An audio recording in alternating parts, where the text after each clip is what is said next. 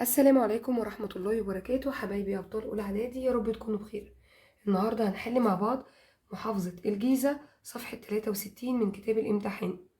قبل ما نبدأ ياريت لايك وكومنت وشير للفيديو لأصحابك عشان يستفيدوا زيك. ونقول أول سؤال. رقم 1 عندنا هنا دي قارة أمريكا الجنوبية. رقم 2 المحيط الهادي. 3 عندنا هنا إقليم مناخي اللي في شمال أمريكا الشمالية، ده إقليم التندرا أو الإقليم البارد اللي احنا بنسميه التندر. رقم 4 دائرة عرض، ده هنا مدار السرطان. 5 إقليم مناخي عندنا هنا ده في غرب أوروبا، يبقى من اسمه هو غرب أوروبا. 6 قارة أستراليا. اكتب المصطلح الذي تعبر عنه كل عبارة. إقليم يتميز بسقوط المطر الشتوي فقط، يبقى إقليم البحر المتوسط.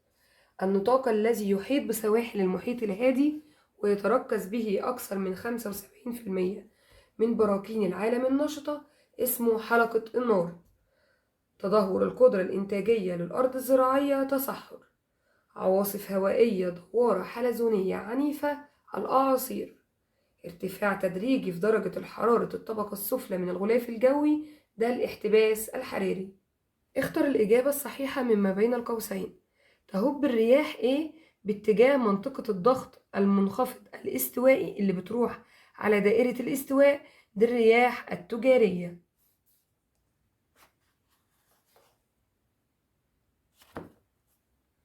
يوجد الإقليم المناخي إيه في جنوب شرق آسيا، ده موجود فيه على طول، عارفينها الإقليم الموسمي.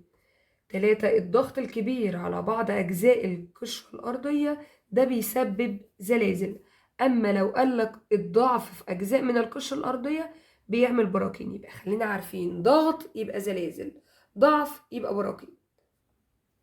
بما تفسر الرياح الموسمية الشتوية رياح جافة لأنها تهب من اليابس إلى الماء. ثانيا التاريخ، من يكون شيد معبد الرمسيوم رمسيس الثاني. 2 ملكة تظهر مقبرتها روعة الرسم على الجدران وتلوينها، الملكة نفرتاري. هزم الفرس في آسيا الصغرى وسوريا وفينيقيا واستولى على مصر، الإسكندر الأكبر. أنشأ مكتبة الإسكندرية بطلميوس الأول. صوب ما تحته خط. كان الكاتب ينتمي في المجتمع المصري القديم إلى الطبقة، ده كان موجود في الطبقة الثالثة. عرف المصري القديم ألعاب بتعتمد على التفكير زي لعبة الشطرنج. الكتابة الهيروغليفية هي كلمة في الأصل كلمة يونانية بتعني الخط المقدس. أقام الإسكندر الأكبر مهرجانا رياضيا في مدينة منف، ده كان على الطريقة الإغريقية. اكتب كلمة صواب أو خطأ. أنشأ البطالمة معبد الإله حورس في إدفو، صح. تولى اليهود جميع الوظائف العليا خلال حكم الرومان لمصر، غلط. أسس الراهب باخوم الرهبنة الفردية، غلط، لأن ده أسس الرهبنة الجماعية.